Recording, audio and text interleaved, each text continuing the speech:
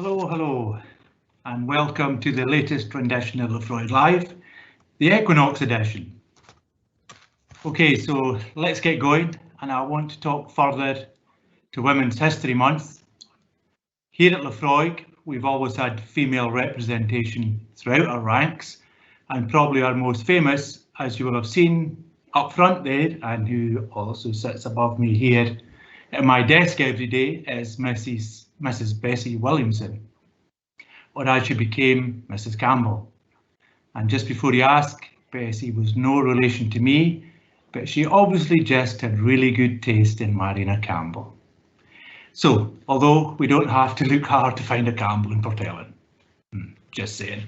So, if you don't know much about Bessie's story, then it's worth a wee read, as she was an amazing person and a legend of both Lafroig Distillery and of the Scotch whisky industry.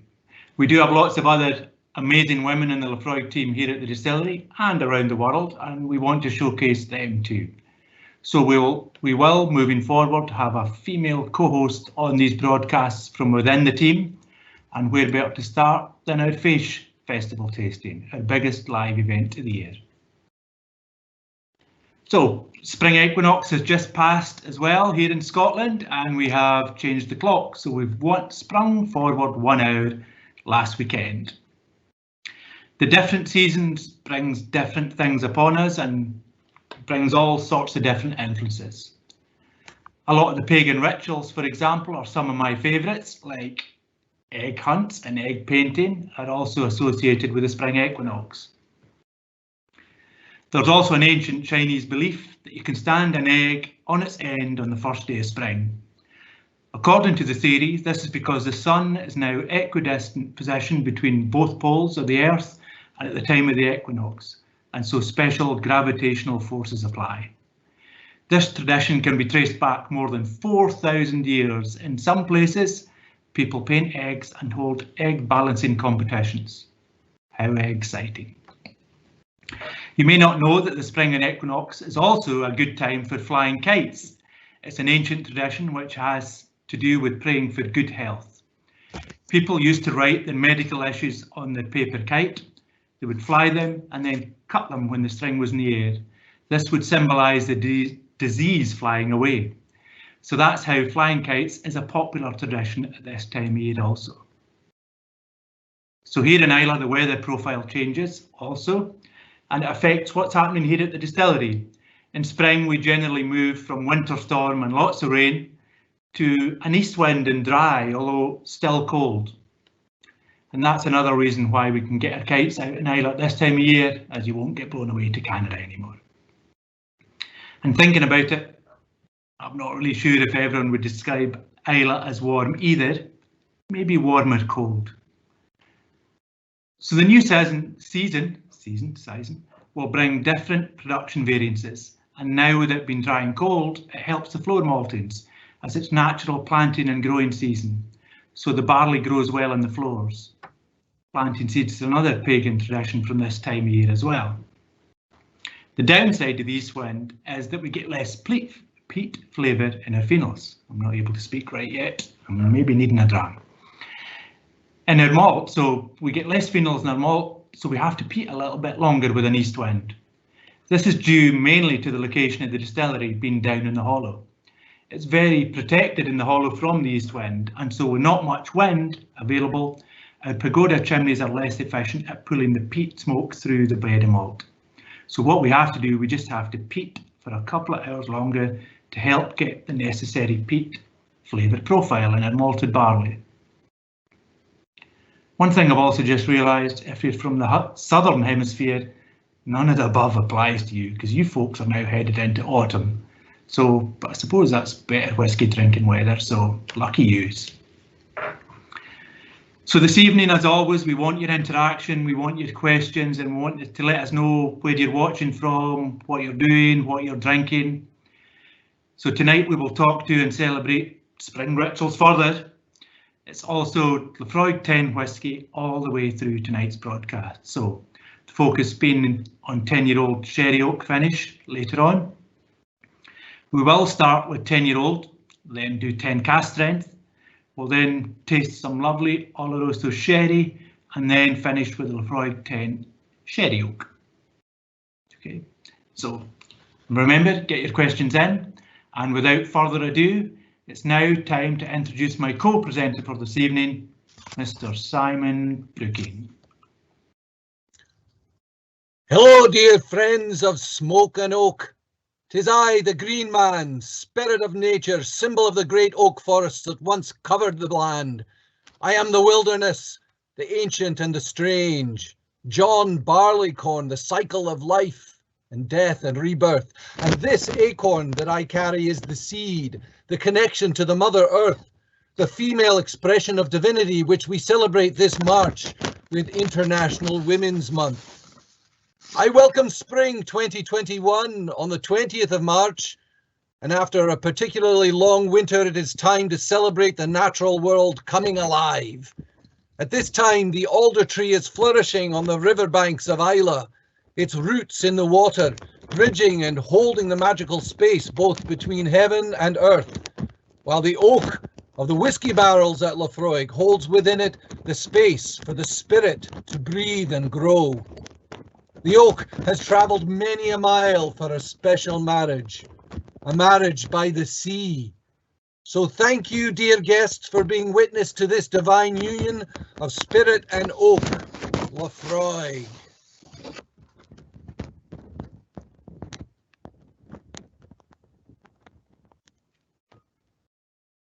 John, do we have witnesses from around the world visiting with us this evening?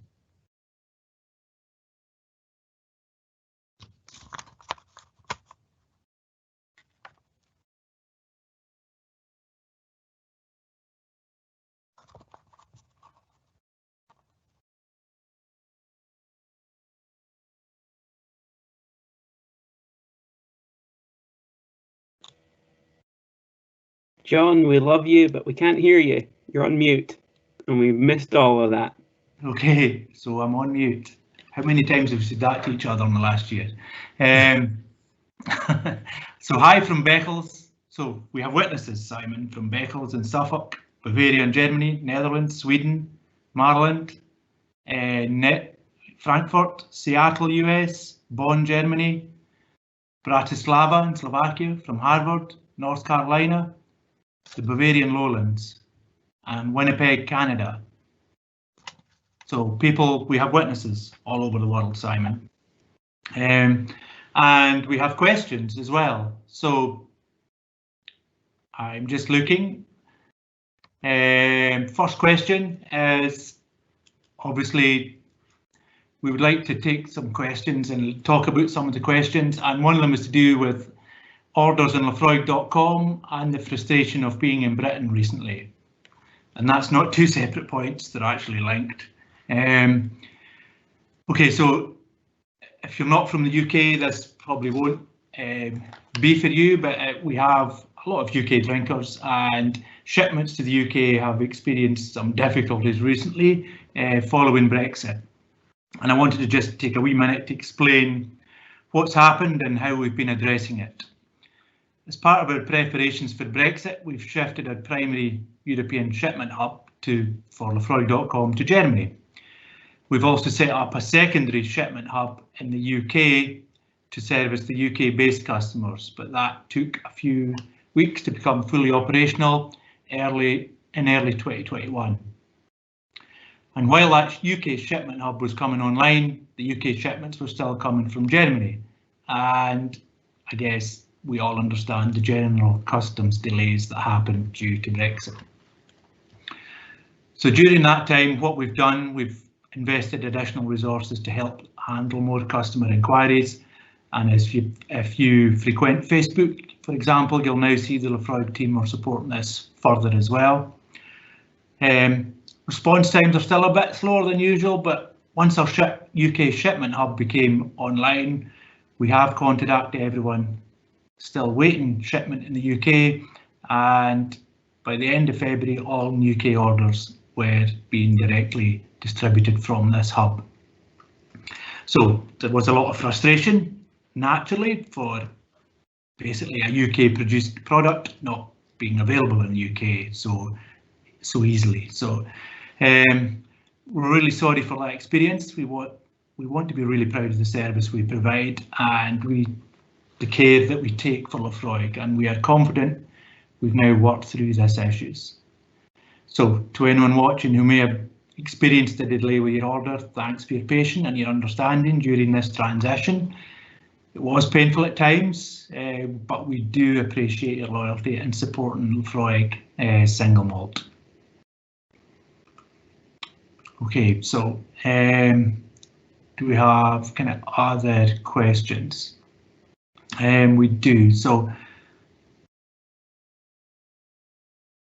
yeah, so like again, as 1815, so some are asking, can we watch this later?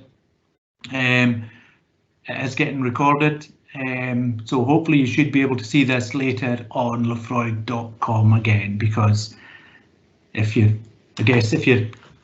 in the east, it's now, say if you're in Singapore or somewhere like that, it's now 2 AM in the morning, and equally if you're in the US, it is now 10 AM. Yeah, we're back to 8 hours if you're on the West Coast. So we realise that you may be working, so it will be available on lafroig.com in the future. And what date is this video? So this is from 1963.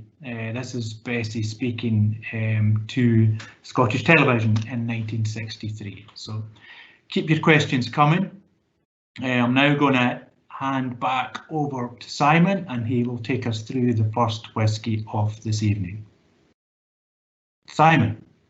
John, I'm still green with envy that you're there on the on Isla at the distillery there.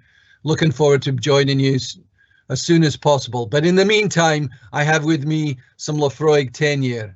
It really brings me back to the island. 10-year celebrates the natural world coming to life, the earth, the smoke, the copper, the malt, the oak. Let's taste, shall we, everybody? All right, first of all, let's give it a nose. Smells like home. Around the campfire. But there's also a sweetness from the American oak bourbon barrels that we use, so you're getting some vanillas and caramel notes as well. Right, I think it's time for a taste, but we need a toast. So here's a toast, and this is from John Muir, the Scottish naturalist, and it goes like this. Climb the mountains and walk the land and get their good tidings.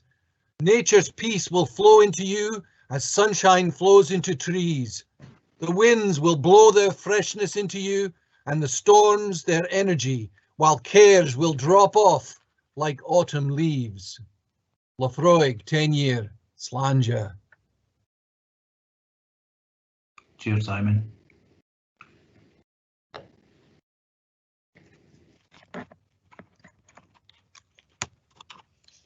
There's that burst of sweetness, like the sweetness of spring.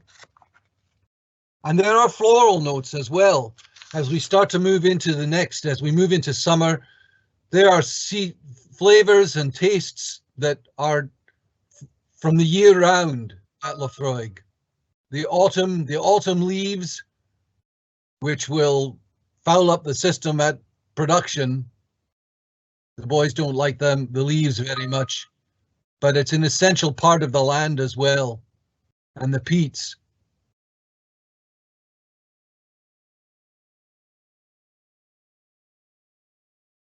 Well, we've got somebody who's saying they're coming from a country of vodka, but they think the whiskey is better. Can you please bottle some new make spirit? Well, we do produce it, but we do not bottle it because it's precious liquid that we need to go into our aged, matured variants. And 10 years in the barrel is a perfect time for us. 40 seasons in the barrel, and it brings it to life, the land and the sea of Isla. Yep, I've got another question here, Simon, from the Coastal Virginia Whisky Society. What is something you feel is unique or interesting about Lafroig process that is not widely known? Well, I think, you know, at times we have to shut down because we don't have enough water to make whiskey. It's what we traditionally call the silent season. So when you come to visit, you always want to check ahead of time to make sure that we are up and running, because historically, if you don't have enough water to make whiskey, then we have to wait for the rains to come. So there are times, even off season, when there isn't enough water to make whiskey, and we are at the mercy of nature. Thanks, Simon. And we also have a question from Kevin, who says, do you get your ex-bourbon barrels from one or different distilleries? We get, primarily we're getting our bourbon casks from the Maker's Mark distillery in Loretto, Kentucky. And interestingly enough, Maker's Mark actually spells, they don't spell it the American way, whiskey, they spell it the proper way, the right way, whiskey without the E. So, and if you're ever traveling in the US and you want to visit a Scottish style distillery, visit the Maker's Mark distillery. And we use those casks because we're assured of the quality of the wood, and it's the highest quality that you can find in the business. They use them once, and then then they send them over to us to reuse them. And then David from Cologne in Germany asks, will there ever be a 43% version of 10-year-old again? What are you drinking, Simon? Yes, David, come to America. There is 43% Lafroig, and a lot of it in the United States.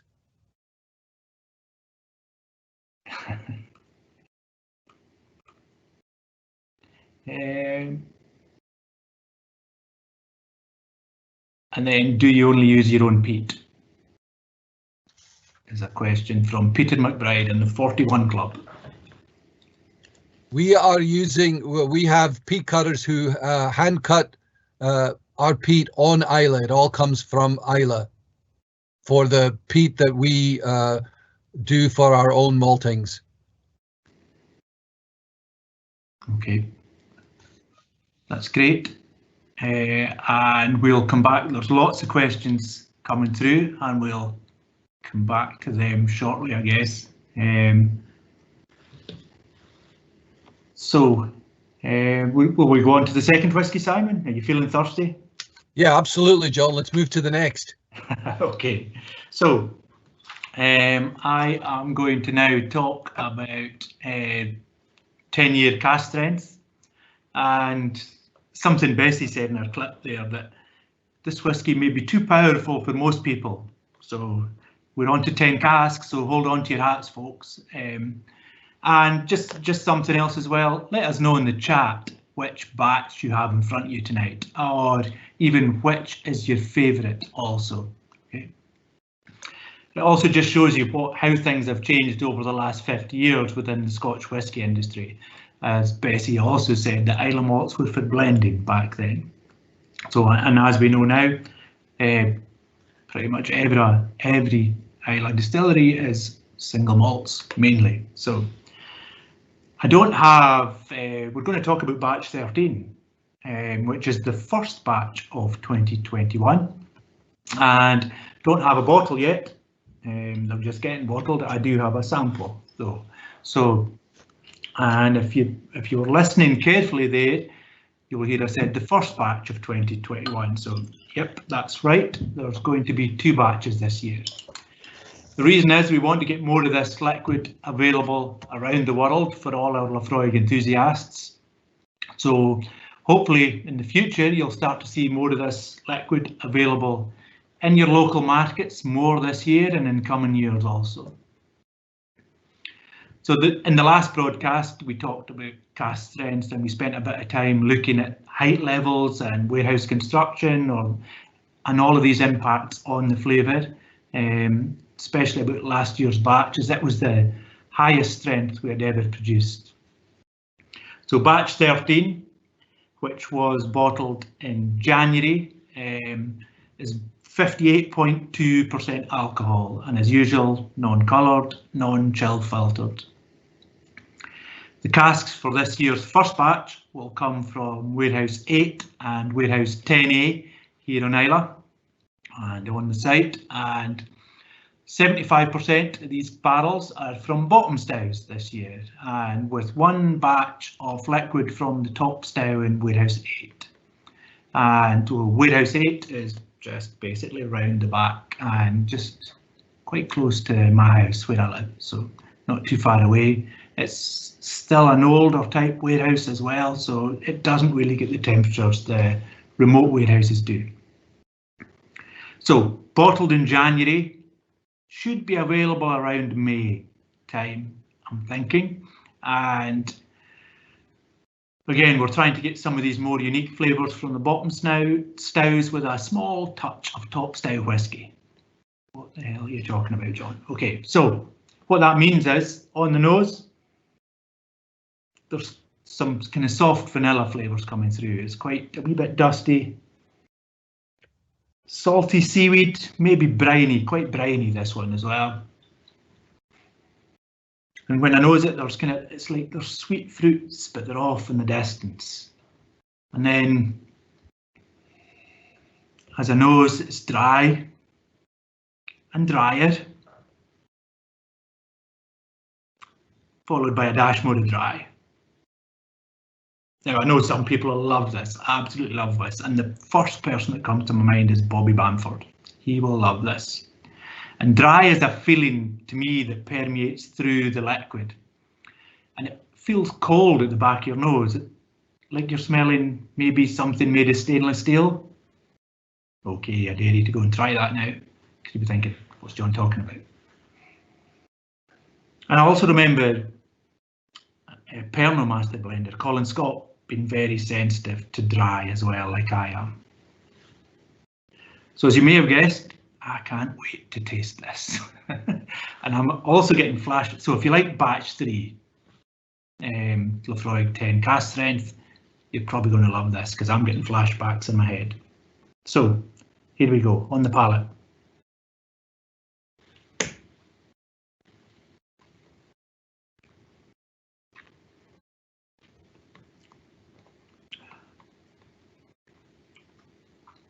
Oh, lovely peat first. Quite nutty, actually. It's dry. It's dry. And it's quite orange, zesty. And then it's dry.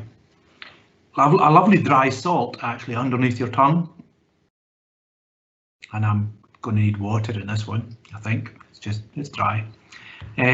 But really good, really powerful, really peaty, really ashy. The briny character starts to come really through at the back end too. So if you like kind of seaweedy, salty, dry, peaty Lafroig, you're going to love batch 13. Okay, and I forgot to do a toast. Oh no, so here's a toast. Here's to the lasses we've loved, young Simon, and here's to the lips that we've pressed. For of kisses from lasses, just like liquor in our glasses, the last is always the best. Slange.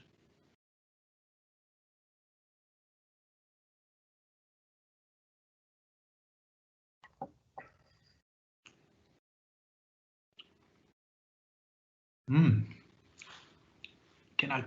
getting a really kind of waxy, oily feeling coming through the second time. So it's changing and it's developing in my palate, and that's as cast strength. I've tasted this as well, so it might change with a couple of drops of water. Lafroig usually does. So, do we have any questions coming through, Simon? Yes, John, we have a few questions. Does Lafroig supply whisky for any Scotch blends? Yes, we do a couple of reciprocals within the industry. The biggest one will be with Pernod for Chivas Regal. Right. That was Graham from Stirling. We've got Rich from Athens, Greece, asking, given all the natural variations inherent in the process, how do you maintain taste consistency? Well, that's the secret of the blender, because seasonal variations, as we've talked about at the beginning, do change slightly the liquid we're producing. The good thing about Laphroaig is it just needs to be really peaty. So as long as it's really peaty, we've got the job right. So it's slightly easier. So that kind of removes the subtle nuances of the seasonal variations, but there are slight differences between summer Laphroaig and winter Laphroaig, for example. So we will always try and marry out the variances. So we'll always try and put winter whiskey with summer whiskey just to try and get that the balance restored. And we always, when we're bottling, use the Solera process. So we always leave 20% of the previous vat in. So it's always marrying together some of the previous flavours as well. And as a follow-up question, the 2 batches for cask strength this year, are they the same whiskey? No, they will be completely different whiskies from different areas and different heights within the warehouse, so we can produce subtle nuances that hopefully the Laphroaig enthusiasts enjoy. And how many warehouses are there, John, and how many casks currently? Currently 8 warehouses on site, and we'll have about 70,000 barrels stored at the distillery. So yeah, lots. Will the whiskey matured cheese make a comeback to the web store? How about other products like that? Yeah, no, we're absolutely hoping to bring things like that back soon. We're hoping to develop that definitely further over the next few years. We've got to get selling whiskey right first, to be honest. So once we get that sorted, we will expand and we will develop it, and hopefully we'll be able to offer online kind of most of the things we want to be able to sell on Islay, but we need to keep some unique factors of coming to the island available just for folks that visit the island. John, we've got one other question here, and the person is right in asking, who is the lady in the photo frame on the wall? We had one session where somebody thought it was Kurt Russell, but it is not Kurt Russell. Who is it? No, that is the lady we've been talking about at the beginning of this broadcast. That is Bessie, and she sits above my shoulder all the time, making sure that I don't muck up.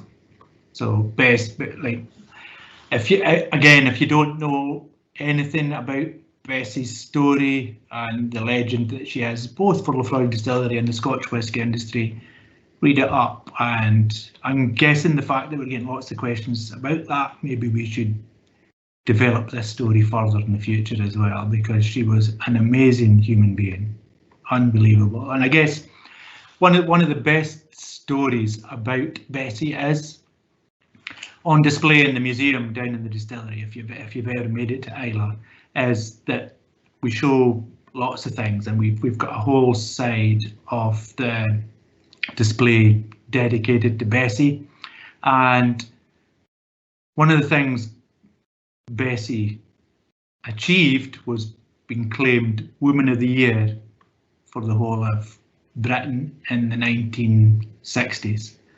Nobody knew about this till the day she died, so that tells you a lot about the character. She didn't want it to be a distraction from her ultimate focus, which was making Laphroaig the brand that it is today. So unbelievable, the fact that nobody knew about things like that about Bessie until she had passed.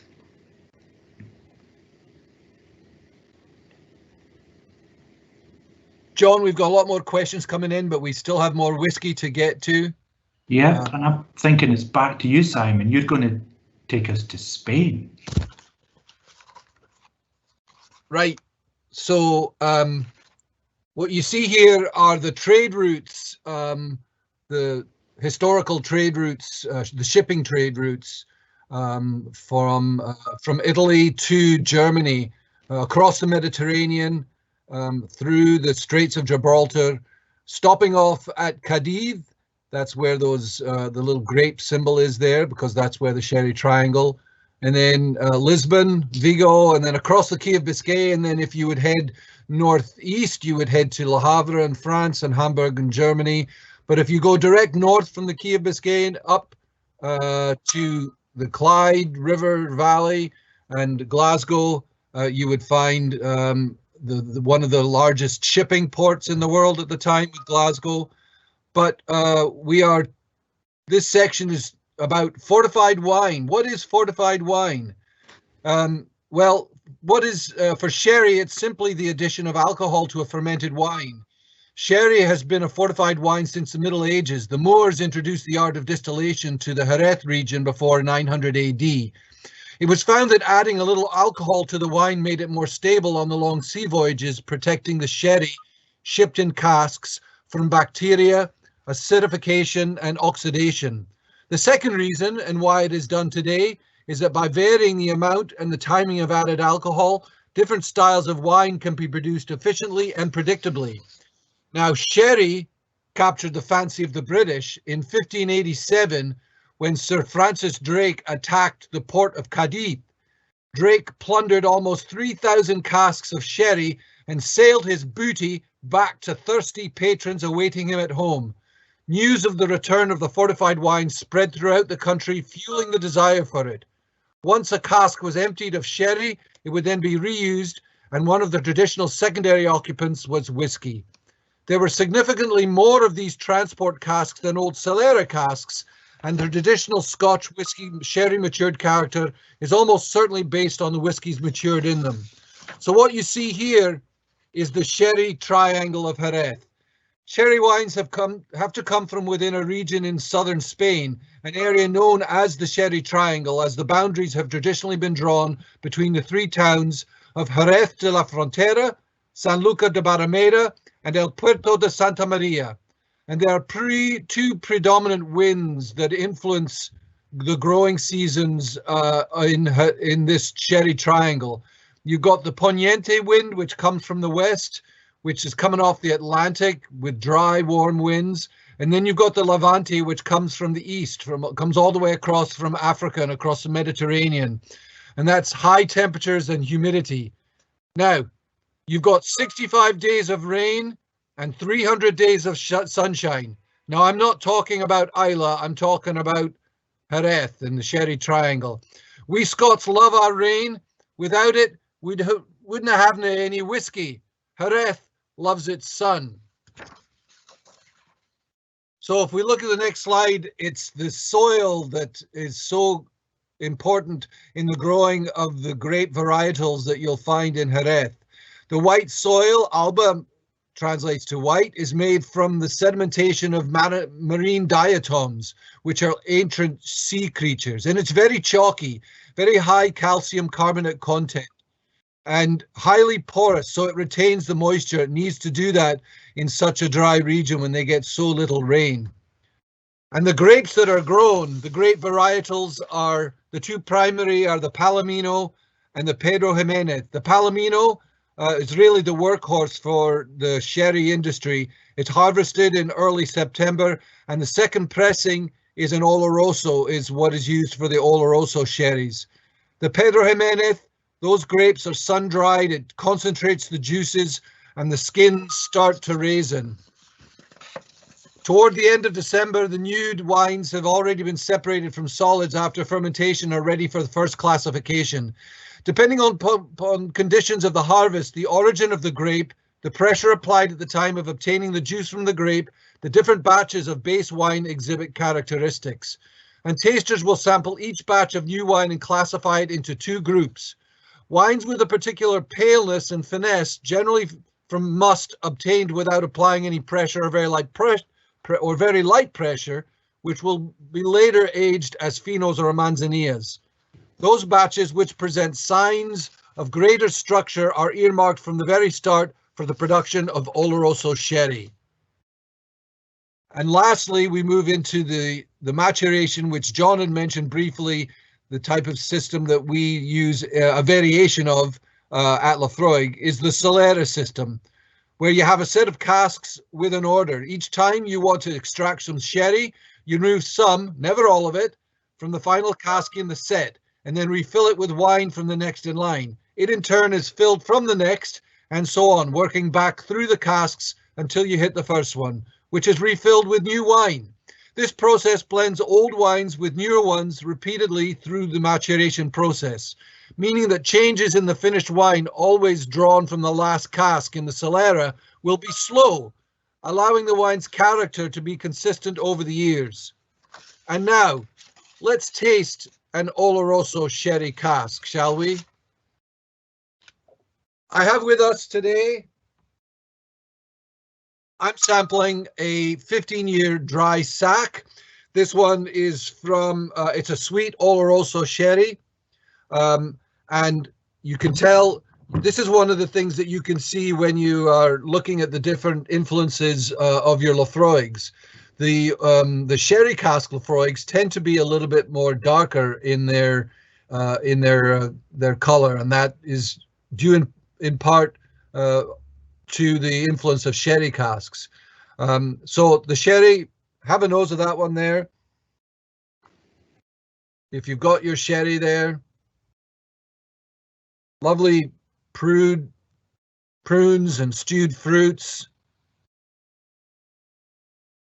And I'll offer a toast with this Oloroso sherry. It goes something like this.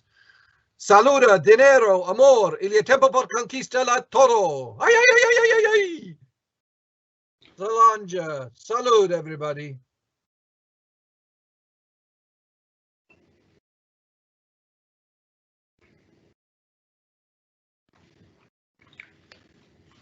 Okay, so this is going to launch us into our next section with John talking about the influences of our Laphroaig Sherry Oak 10-year. John, take it away. Okay, thanks, Simon. And I'm just going to ask a couple of questions just while you're there. Absolutely. As well. What's your favourite Laphroaig? What's your favourite pairing with Laphroaig? Laphroaig with friends. Ooh, good pairing. I miss my friends greatly. Yes. I need to get out more. Okay, and then I'll have another question here. Can I build a property on my square feet of land with every bottle I purchase? Well, technically you only get your 1 square foot, yeah, but with the new program, you're able to use those additional purchases to go towards your original square foot. Yeah, that's cheeky. That's Mark, James, and Melita there. Cheeky. And then one more question for you. Ooh,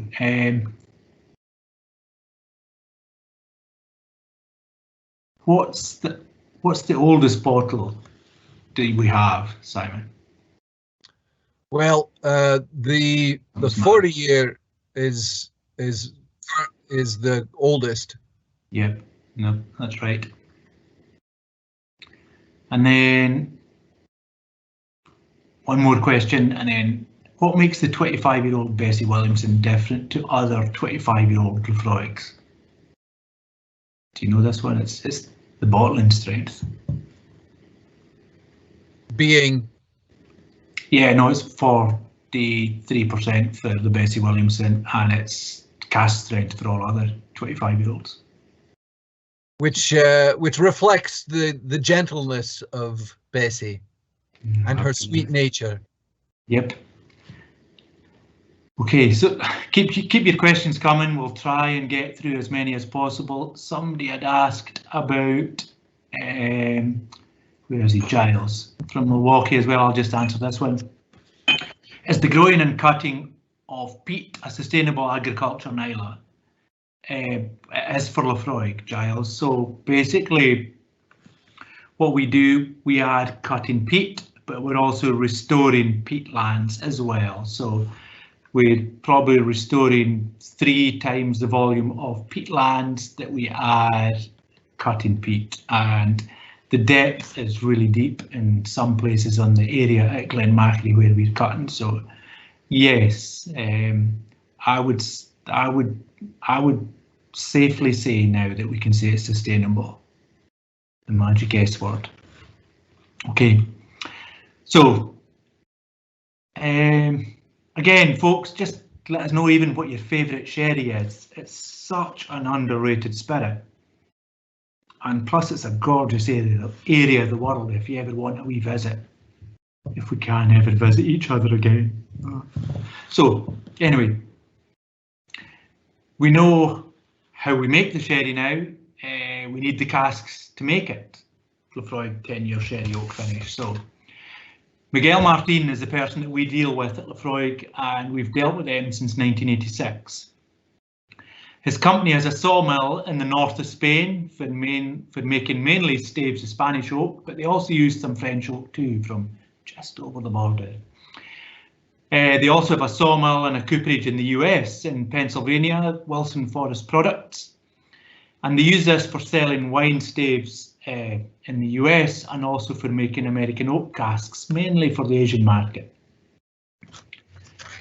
Miguel's company also has wineries in different locations in the south of Spain, excluding the sherry region, and also has other cooperages and a wine vinegar factory as well.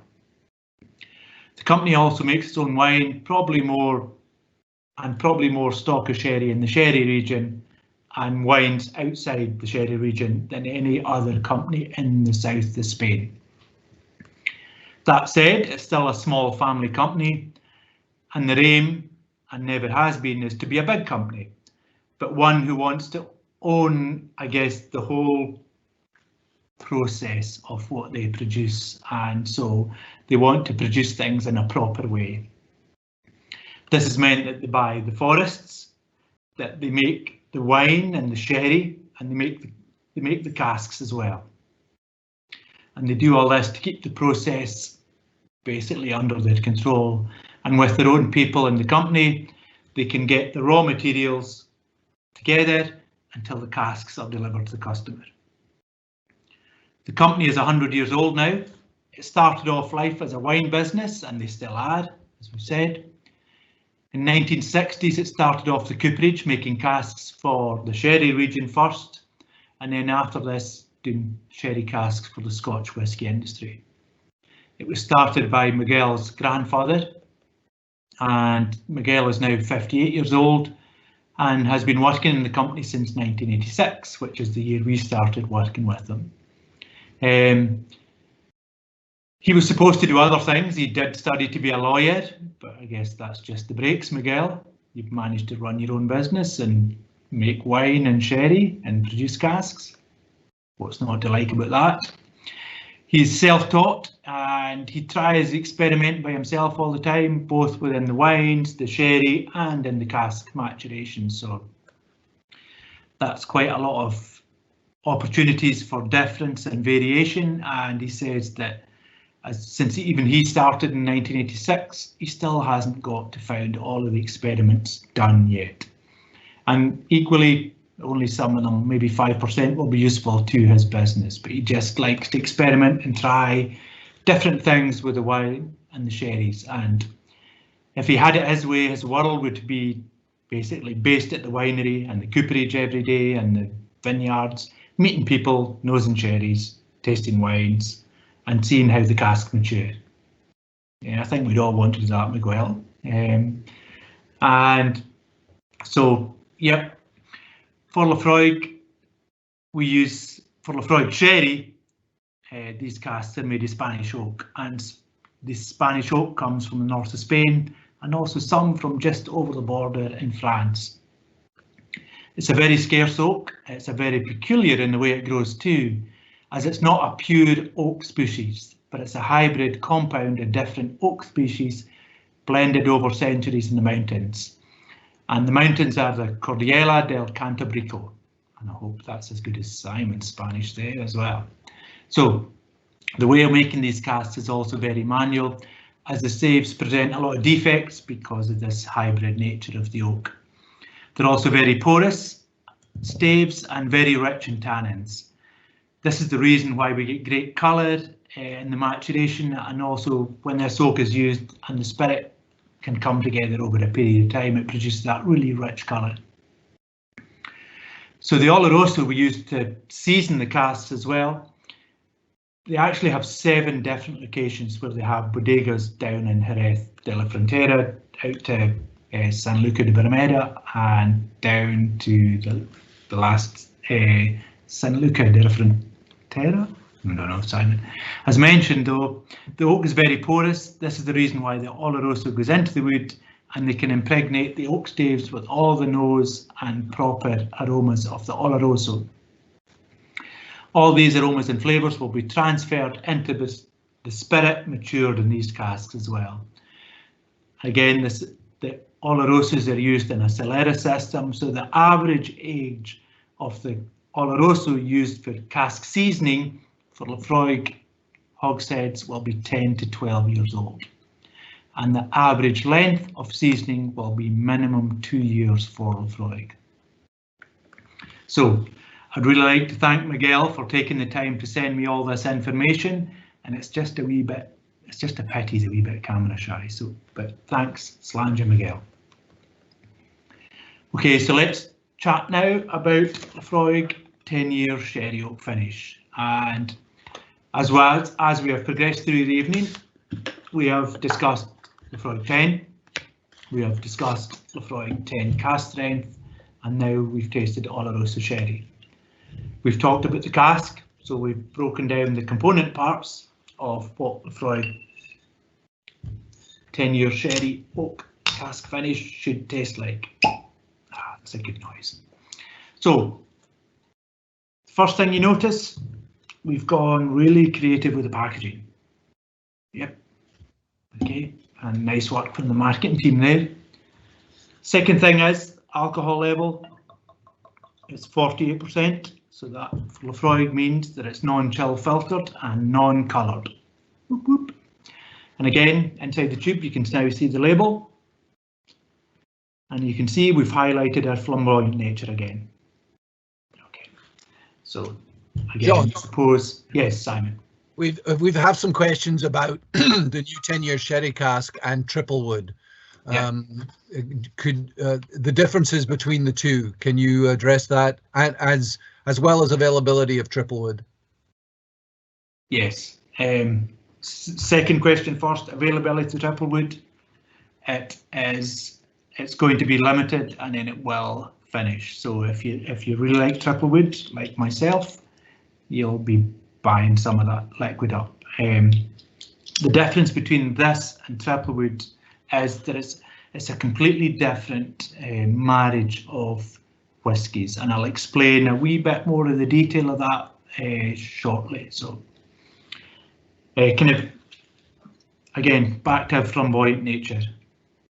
Yeah, but I suppose if you were talking about me, flamboyant wouldn't be the first adjective you might use as well. So I guess in the chat, what adjective would you describe me as?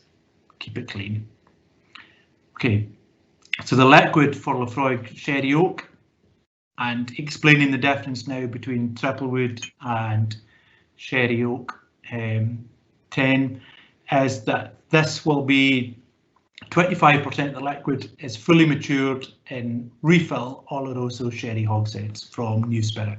So complete difference there, as triple wood has consecutive maturations. So what we're doing, we're marrying two different types of liquid with Laphroaig 10-year sherry oak finish, and so the other 75% will be double matured.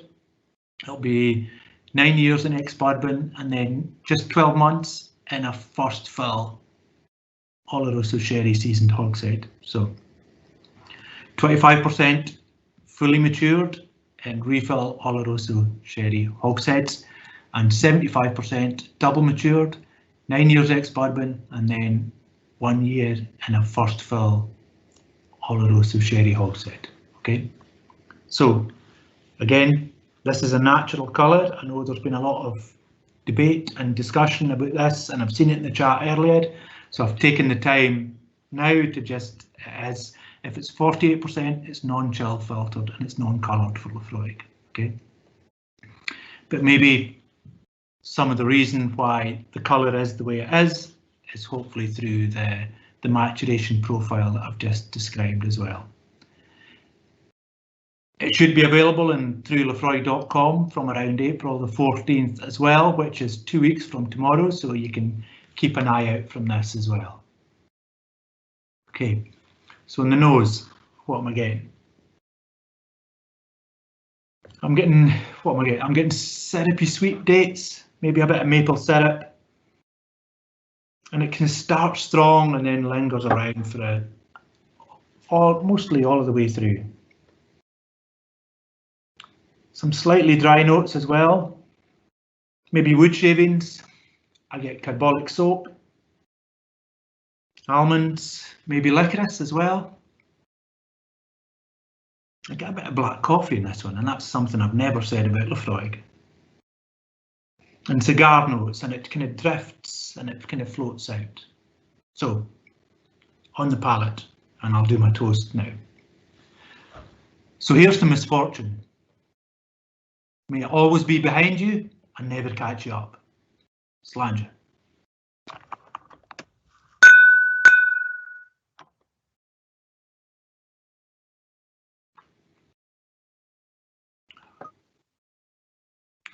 So on the palate, you do get some of that sweetness coming through first. A lot of peat. Slight nuttiness coming from the Oloroso sherry, but like a lovely kind of peaty, ashy, kind of just as I was saying there, that coffee cigar notes. Still going, still drifting. I think the alcohol balance is nice as well with a 48% alcohol. It's very Moorish, so slange.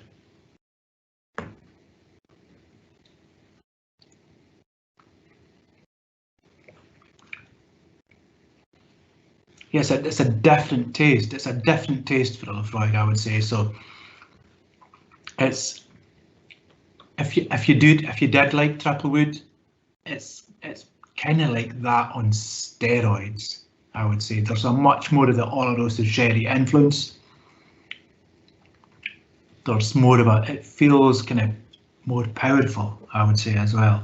So I am lamenting the loss of triple wood, but I am happy with the introduction of Lafroig 10 sherry oak finish as well. So, John, it's an excellent introduction to sherry at a younger age for us at Lafroig. Yeah, I would agree with that, Simon. And like up until probably the 1980s, a lot of Lafroig 10 bottlings would have had some sherry influence in it too. It's only kind of from the 90s on that we have, and probably with mid-90s, that it was solely 100% bourbon. If you tasted some Lafroigs from the 1960s, for example, there'll be a portion of sherry oak casks in there. There's a Konstantinos has made a suggestion, a recommendation. How about instead of finishing casks, use casks like PX casks for the full process of maturation? PX casks. Do we have any plans for using PX casks in our bottlings? Yes, and like, yeah, you have a sixth sense, Konstantinos. So coming soon, very soon in May, we will have a PX cask launch coming for our cartridges for this year. So hopefully you will enjoy that, and it'll be cask strengths too. We're getting lots of great questions. Jim Hansen asks, will the 10-year-old sherry be easy to get? In other words, is there a good sized outturn, or is it quite limited? Well, Jim, I know you're in Islay quite regularly, so if you just pop into the distillery, you'll be fine. But yeah, it is somewhat limited in the first few years. It will be about, I think, roughly about 4,000 cases in the first few years. So limited, but kind of not limited. We are hoping to develop it further and build on this in future years. And it again, with all things, it depends on the customer response. So the friends of Lefroy will tell us how they like this, and if they feel they want it to continue, it will continue. And John, we're also getting a question from Steve Thumer. Where should I look for the Sherry 10-year in the US? Which I can actually answer that.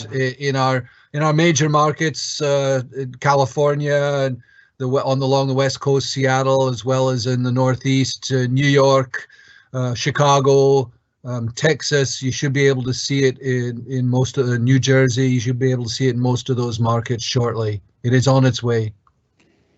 Yeah, hopefully soon as well, and it should be just about the same time as we're launching it on lefroy.com. So hopefully middle of April into May, you should be able to see it